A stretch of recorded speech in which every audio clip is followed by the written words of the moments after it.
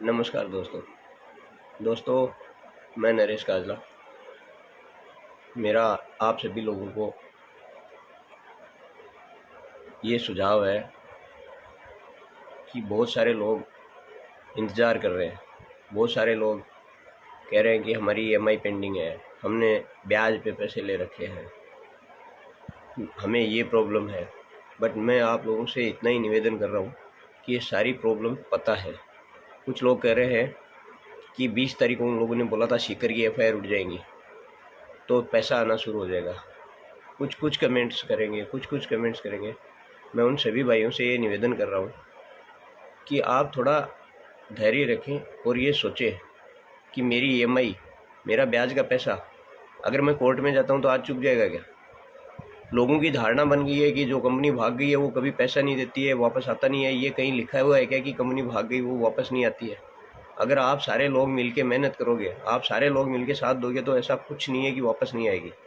अभी कुछ डॉक्यूमेंट्स में जो लिए हैं, रजिस्ट्रियाँ ली हैं, आगे जो रजिस्ट्रियाँ होनी है तो उनके लिए हम जो प्रयास कर रहे हैं वो किस लिए कर रहे हैं? फिर हम कभी कभी ऐसे लगता है कि आप लोग एक रास्ता जो आपको कोई ना कोई दिखा रहा है उस पे जाने की कोशिश कर रहे हो। कुछ लोग हैं इसमें जिनके पैसे आ चुके हैं, लेकिन उनके नीचे की टीम के कारण वो आगे आ गए हैं और वो एक साइड वे दे रहे हैं कि आप ऐसा मत करो, ऐसा करो। इस व्यक्ति ने ये बोला था, 20 तारीख को बोला था, 20 तारीख को नहीं आया। तो मैं कोई ऐसा तो है नहीं कि प्राइम मिनिस्टर हूँ और बोल दिया नोटबंदी है, नोटबंदी होगी। मैं भी आप में से एक पीड़ित हूँ, आपकी तरह ही एक पीड़ित हूँ। बस आप सब लोगों का साथ मिलने की वजह से आगे होके भाग रहा हूँ कि कुछ कर सकता हूँ। 2.5 महीने 3 महीने हो गए मेरे को। 23 तारीख कल मेरे को पूरे 3 महीने हो जाएंगे घर छोड़े हुए।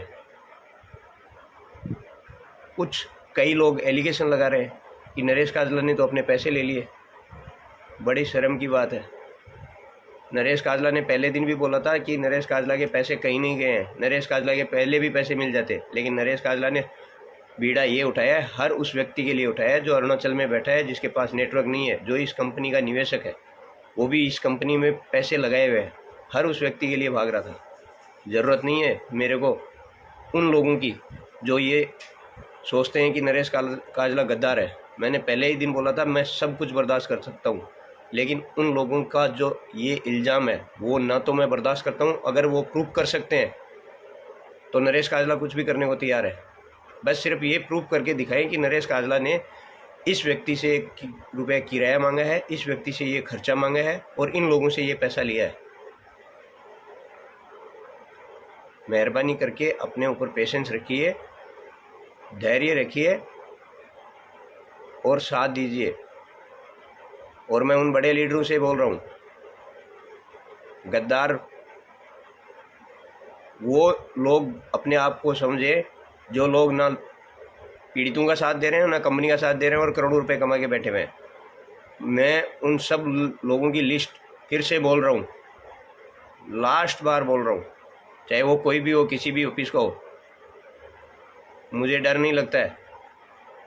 पीछे से आके फ़ोन करके लीलापोती नहीं करना, सीधे सीधे बोल रहा हूँ। कल धरना स्थल पे आना, एक्सेप्ट करना और वहाँ पे अपना जो भी बयान वगैरह देना है, जो भी रुगाराम साहब का आदेश है वो एक्सेप्ट कर लेना। बहुत सारे लीडर हैं जिन्होंने पैसे ठीक ठाक अर्न किए हैं और उसके बाद में घर बैठे हैं। बोला इससे होगा क्या? धरने से क्या होगा? जो होना है वो ऐसे ही हो जाएगा। बहुत लोगों की ये मन में है, भूल जाएं, क्योंकि ना तो आप पीड़ितों का साथ दे रहे हो, ना कंपनी का साथ दे रहे हो। कंपनी को भी आपकी ज़रूरत होगी, लेकिन आपने पैसे अच्छे तरह कमा लिए और बोला अंदर पड़े हैं, ठीक है सड़ने दो। बदल लें अपनी सोच और उसमें फ़ायदा होगा, जल्दी बदल ले। 150 से ज़्यादा लोग हैं जिन्होंने 1 करोड़ रुपए से ज़्यादा इसमें मुनाफा कमाया है। फिर से बोल रहा हूँ कि अभी भी संभल जाओ। ये ज़रूरी नहीं है कि आप लोग नहीं आओगे, पता नहीं चलेगा और आपके ऊपर कार्रवाई नहीं होगी। सबके ऊपर कार्रवाई हो सकती है, लेकिन हम लोग एक साथ एक मंच पे खड़ा होकर एक प्लेटफॉर्म बना के वापस से हम अपना पैसा लेना चाहते हैं। आपके नीचे जो लोग जुड़े हुए हैं वो आपके कहीं ना कहीं रिश्तेदार हैं, कहीं ना कहीं आपके परिचित हैं, तो उनके लिए आप सारे के सारे आइए। और जिन लोगों को लगता है कि नहीं हम तो घर में बैठ के भी तमाशा देख सकते हैं, तो वो ये भूल जाएं। अच्छी तरह से पता है सभी को, बताने की ज़रूरत नहीं है। अगर ज़रूरत पड़ी तो मैं बताऊंगा। और उन लोगों से मैंने निवेदन किया था कि जो एफआईआर्स हैं हम उनको बेल दिला रहे हैं, न कि हम वो बरी हो रहे हैं। आप लोग समझने की कोशिश करें। आप लोगों में कुछ लोग फ्रंट में आके काम कर रहे हैं, कुछ लोग पीछे से भी काम कर रहे हैं, लेकिन उन लोगों से सावधान रहना है जो लोग मुंह पे कुछ बोलते हैं और पीछे से कुछ बोलते हैं। सामने आके मीडिया के सामने आके या सार्वजनिक कुछ और बोलते हैं और पर्सनली फ़ोन करके कुछ और बोलते हैं। उन लोगों से आपको सावधान रहना है और अपने आप में सोचना है कि साहब मैं ये काम कर रहा हूँ तो इससे मेरा नुकसान है या फ़ायदा है। मैं आपको कुछ चीज़ें बता रहा हूँ जिनको आप भी सोचना। जैसे कि मैं अगर कोर्ट में जाता हूँ, कोर्ट में जाके केस लड़ता हूँ, तो मेरे को रिकवरी सूट बोल के लड़ना पड़ता है और उस रिकवरी सूट के अंदर टाइमिंग ज़्यादा है और उस रिकवरी सूट में आपका जितना अमाउंट है उसका कुछ परसेंटेज जब तक केस लड़ा जाएगा तब तक वो डिपॉजिट होगा। आप केस जीत जाते हो तो आपका वापस मिल जाता है और केस हार जाते हो तो वो डिपॉजिट ख़त्म हो जाता है। अगर आप उस रास्ते पे जाना चाहते हो तो शौक़ से जाइए। बहुत सारे लोगों की ये मंशा है कि मैं जंतर मंतर पे लटक जाऊंगा, मैं वो कर लूँगा, मैं वो कर लूँगा। वो हमें भी पता है, लेकिन हमने पूरी जनता का फ़ायदा और पूरी जनता का विश्वास एक साथ लेने के बाद में ये काम किया है कि जल्दी कार्रवाई कौन सी हो सकती है। जब ये लोग पैसा नहीं देना चाहते थे तब वो हमारे पास ऑप्शन होता है। अब ये देना चाहते हैं, वो सिस्टम डगमगा गया, उस सिस्टम को बनने में टाइम लगता है। तो ये शर्तें रखना कहाँ का न्याय है कि 20 तारीख को नहीं दिया, 21 तारीख को हम ये करेंगे, 22 तारीख को हम ये करेंगे। किसी को फ़ोन करके ये बोलना कि नहीं तुम एफआईआर करो, आप अपने आप के लिए ज़िम्मेदार बनो, दूसरे के लिए ज़िम्मेदार, भले के लिए बनो, बुरे के लिए मत बनो। मैं अगर किसी व्यक्ति से खुद कॉल करके ये बोलूं कि नहीं तुम एफआईआर कर दो, ये सब गलत है, इसका मतलब मैं उसको गलत रास्ता दिखा रहा हूँ। क्या वो व्यक्ति नहीं जानता है कि उसे क्या करना है? सोचें कुछ। और बहुत सारे लोगों का गलत मंशा है, उससे सावधान रहें। मैं आप लोगों से इतना ही रिक्वेस्ट कर रहा हूँ, जितने पीड़ित भाई हैं वो लोग सारे के सारे ये चाहते हैं कि उनका पैसा वापस आए और जल्दी से जल्दी आए। इसलिए सारे एक साथ हो जाओ, अब भी समय है, कुछ भी नहीं बिगड़ा है। समय लगता है, अगर घर में भी विवाद हो जाता है, डिस्प्यूट हो जाता है, तो दो भाइयों को एक जगह बैठने में टाइम लगता है।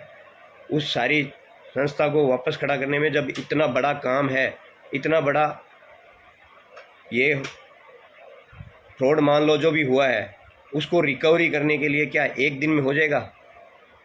थोड़ा बहुत सोचिए साहब, थोड़ा दिमाग लगाइए कि क्या एक दिन में, 10 दिन में, 7 दिन में हो जाता है? फिर भी हम कोशिश कर रहे हैं कि जल्दी से जल्दी रिकवरी हो।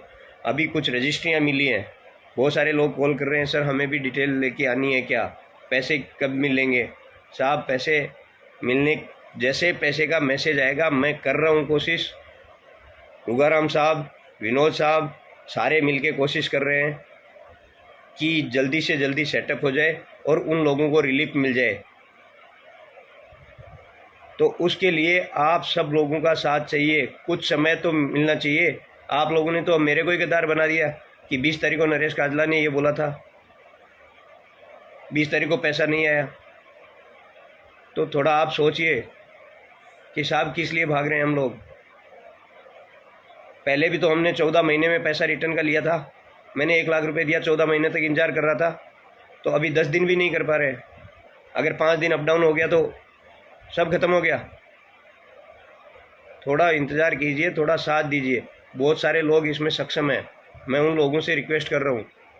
बहुत सारे लोग अच्छे जानकार हैं, इस कंपनी के बारे में पहले जानते थे। मैं चलो लेट आया हूँ, कंपनी के बारे में ज़्यादा नॉलेज नहीं था, नहीं जानता था, लेकिन मैं इतना जानता हूँ कि कोर्ट में जाने से क्या होगा और हम जो समाधान ढूंढ रहे हैं उसमें क्या होगा। तो आप लोगों से मेरा यही निवेदन है कि सारे एक हो जाओ, भरोसा रखो और जो मैं कर रहा हूँ वो मैं कल धरना स्थल पे आपको सभी को सार्वजनिक रूप से बता दूंगा। उसके लिए ज़्यादा से ज़्यादा लोग वहाँ आएँ और हम जो सलाह मशवरा करते हैं अगर आपको पसंद नहीं हो तो हमें वहीं पे बताएं। ये किसी एक व्यक्ति विशेष का निर्णय नहीं है, ये हम सब लोगों के लिए निर्णय है। इसलिए मैं निवेदन कर रहा हूँ कि आप लोग धरना स्थल पे जितने ज़्यादा लोग पहुँच सकते हैं इस निर्णय को लेने में हमारी मदद करें, क्योंकि कुछ लोगों की मंशा गलत हो चुकी है, धारणा गलत हो चुकी है। अलग अलग ग्रुप बना रखे हैं, उनमें अलग अलग मैसेजिंग करते हैं। मैं उन लोगों से यही निवेदन करूंगा कि अभी भी समय है, एक हो जाओ, एकता में बहुत शक्ति है। हम सारे जब एक हो जाएंगे तो सबकी धारणाएं बदल जाएंगी। किसी भी तंत्र में जाओ, आप सरकारी तंत्र में जाओगे उसमें आपका डिले प्रोसेस है। आपसे अगर आप एफआईआर करते हो, रिकवरी सूट करते हो तो रिकवरी सूट के पैसे जमा होते हैं, वकील साहब अपनी फ़ीस लेते हैं, और भी खर्चे बहुत सारे होते हैं। अगर उसमें आप जाने से आपकी जल्दी रिलीफ और आपकी ईएमआई, आपका ब्याज का पैसा चुकता है तो शौक़ से मैं भी आप लोगों के साथ चलने को तैयार हूँ। लेकिन जो ये रास्ता हमने अपनाया है वो हमारी अपनी सोच से है। कुछ लोग बोलते हैं क्या आपने वकील की मध्यस्थता कराई, आपने सरकारी तंत्र को बीच में लिया। सरकारी तंत्र को क्या पड़ी है साहब, सरकारी तंत्र को पहले फ़ीस भरो आप, और वहाँ से सरकारी तंत्र की मध्यस्थता लेने में आपको 4 से 5 साल लग जाएंगी, क्योंकि जो एफआईआर हम लोगों ने कर रखी है उससे ये 15-15 दिन की पीसी पे चलते रहेंगे। जहाँ 1000 एफआईआर हैं तो 15 से मल्टीप्लाई कर लीजिए, 15,000 दिन चलते रहिए आप। फैसला तो बहुत दूर की बात है। तो इसलिए हमने जो रास्ता अपनाया है वो गलत है या सही है वो आप खुद अपने दिमाग से सोचिए। किसी नरेश काजला की बातों में मत आइए। नरेश काजला आपको रास्ता सुझा सकता है, उस पर चलाना उसके बस की बात नहीं है। वो आपसे प्रार्थना कर सकता है, आपसे कह सकता है, रिक्वेस्ट कर सकता है, आपको बता सकता है कि ये सही है, ये थोड़ा डिफ़िकल्ट है। लेकिन उसका मतलब ये नहीं है कि नरेश काजला पे डिपेंड हो जाओ। आप लोग अपने दिमाग से सोचिए कि अगर नरेश काजला आपको ये बोल रहा है तो उसमें आपका बेनिफिट्स है या नहीं है। सभी लोगों को पता है, लेकिन कुछ लोग जिनकी मंशा गलत है, जिनके 2 पैसे आ चुके हैं, या वो राजनीतिक पहलू से किसी भी तरह से वो अपना पर्सनल बेनिफिट देख के लोगों के कंधे पे बंदूक रखना चाह रहे हैं, उन लोगों से सावधान रहें। मैं यही बोल रहा हूँ, और बहुत लोगों को इसका पता है, और जिनके लिए मैं बोल रहा हूँ उन लोगों को डायरेक्टली ये चीज़ पता है कि नरेश काजला ये बातें क्यों बोल रहा है। क्योंकि उन लोगों ने अपनी मंशा नरेश काजला के पास जाहिर की है, और नरेश काजला नहीं चाहता कि उनकी मंशा सफल हो, और ये भी नहीं चाहता कि उन लोगों को हर्ट करे। इसलिए मैं इनडायरेक्टली बोल रहा हूँ, और आप लोगों के लिए यही संदेश है कि मजबूत हो जाएं। अब ये वक्त है जिसमें आप लोगों के पास ऐसे लगेगा कि ये करना है या नहीं करना है। आप लोग मजबूत हो जाएं, साथ दें। मैं आप लोगों से पहले भी वादा कर चुका हूँ, अब भी वादा कर रहा हूँ, पीछे भी नहीं हटूँगा, ना डरूँगा ना बिकूँगा। इन 3 में से अगर एक भी चीज़ आपको मिल जाती है तो आप नरेश काजला को टांग देना चाहे। लेकिन जब तक आपको इनमें से एक भी चीज़ नहीं मिलती है तो मेरे पे भरोसा रखें, किसी के कहने में ना आए। नमस्कार, धन्यवाद।